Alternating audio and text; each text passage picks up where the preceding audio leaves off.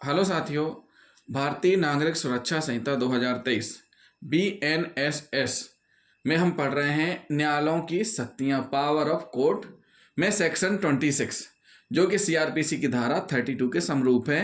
शक्तियां प्रदान करने का ढंग, मोड ऑफ कॉन्फरिंग पावर्स। क्या है शक्तियां प्रदान करने का ढंग? धारा 26 के दो भाग हैं, भाग 1 और भाग 2। सबसे पहले हम पढ़ेंगे भाग 1। भाग 1 क्या कह रहा है कि इस संहिता यानी कि किस संहिता?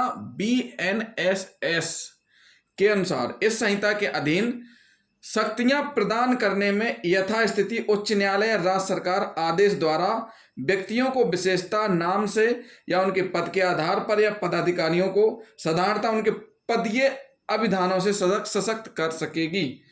इस संहिता के अधीन किस प्रकार से? इस संहिता के अधीन शक्तियां प्रदान कौन करेगा? उच्च न्यायालय और राज्य सरकार के आदेश से किसको प्रदान की जाएंगी? किसी व्यक्तियों को विशेष के नाम से, व्यक्तियों को उनके पद के आधार पर, पदाधिकारियों के वर्गों को उनके पदीय अवधानों से सशक्त कर सकेगी। मतलब ये हुआ कि इस संहिता के अधीन जो शक्तियां प्रदान की जा रही हैं वो उच्च न्यायालय राज्य सरकार के आदेश द्वारा प्रदान की जाएंगी। वो किसको हो सकती हैं? विशेष व्यक्तियों को, जैसे चुनाव के समय में विशेष पुलिस अधिकारी बनाए जाते हैं, कुछ लोगों को बनाया जाता है ताकि इलेक्शन में ड्यूटी लगाई जा सके, तो उनकी शक्तियां कुछ दिनों बाद वापस भी ले ली जाती हैं। केवल एक दिन के लिए विशेष पुलिस अधिकारी बना देना, तो ये उसी के अंतर्गत आता है। धारा 26 का भाग 2 क्या कह रहा है? ऐसा प्रत्येक आदेश उस तारीख से प्रभावी होगा जब उस व्यक्ति को आदेश मिल जाएगा। ऐसा प्रत्येक आदेश उस तारीख से प्रभावी होगा जब से वह ऐसे सशक्त किए गए व्यक्ति को संसूचित किया जाएगा।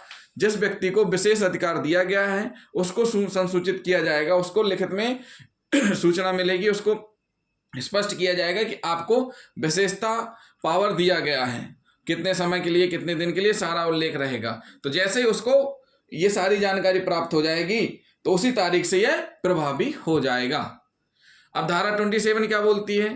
धारा 27 बोलती है, जो कि सीआरपीसी धारा 33 के समरूप है, नियुक्त अधिकारों की शक्तियां, पावर ऑफ ऑफिसर्स अपॉइंटेड, जो नियुक्त किए गए हैं उनकी शक्तियों के बारे में बताया गया है। तो सरकार की सेवा में पद धारण करने वाला कोई व्यक्ति, सरकार की सेवा में पद धारण करने वाला कोई व्यक्ति जिसे उच्च न्यायालय राज्य सरकार द्वारा इस संहिता के अधीन जो शक्ति दी गई है वह उस क्षेत्र में शक्तियों का प्रयोग करेगा।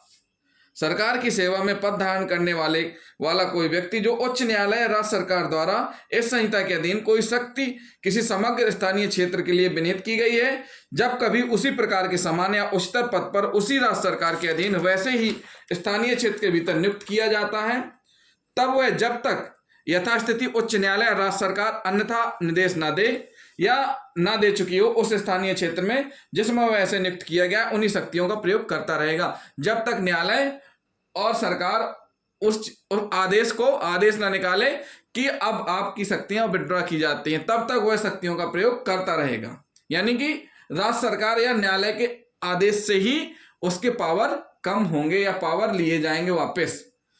अब धारा 28 क्या बोल रही है? धारा 28 कहती है शक्तियों को वापस लेना, विड्रॉल ऑफ पावर्स।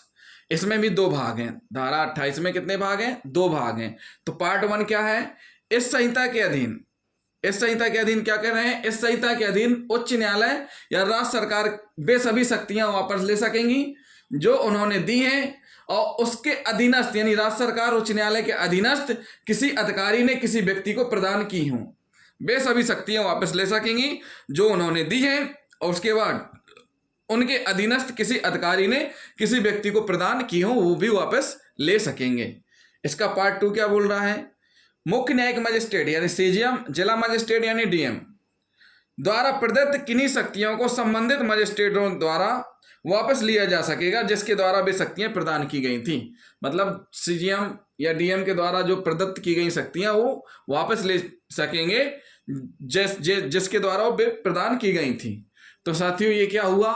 न्यायालयों की शक्तियों में हमने पढ़ा धारा 26, धारा 27, धारा 28 की शक्तियां प्रदान करना और वापस लेना क्या होती हैं ये हमने आपको बताया। तो जिन साथियों ने अभी तक हमारा चैनल सब्सक्राइब नहीं किया है तो हमारे चैनल को सब्सक्राइब कर लें, वीडियो को लाइक और शेयर करना ना भूलें। थैंक यू दोस्तों।